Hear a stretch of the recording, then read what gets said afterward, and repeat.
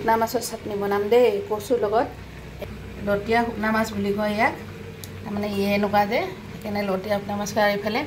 পিঁয়াজ ৰহুন আদা আৰু কেঁচা জলকীয়াৰ পেষ্ট আৰু এইফালে মই কচুৰ থৰি বইল হৈ থাকিব দিছোঁ কেনেকৈ বনাওঁ আগলৈ চাই থাকক কচুৰ থৰি বইল হৈ গৈছে এতিয়া নমাই দিছোঁ কেৰাহীত মিঠাতেল দিছোঁ এইটো শুকনা মাছটো ফ্ৰাই কৰি ফ্ৰাই কৰি লৈছোঁ এতিয়া পিঁয়াজ আদা ৰহুনৰ পেষ্টটো দিছোঁ এতিয়া অকণমান মছলাটো বেছি লাগে জলকীয়াৰ গুড়ি দিছোঁ অকণমান জিৰাৰ গুড়ি আৰু হালধি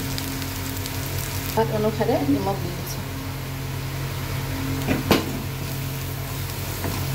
কচুখিনি দিছোঁ বইল কৰি থৈছিলোঁ কচুৰ লগত শুকনা মাছ মোৰ হৈ গ'ল কেৰাহীটো নাচি থাকে পিছল যে নন ষ্টিক কেৰাহী এয়া কচুৰ লগত শুকনা মাছৰ চব্জি লাইক কৰিব কমেণ্ট কৰিব আৰু মোক ফ'ল' কৰি দিব দেই বাই বাই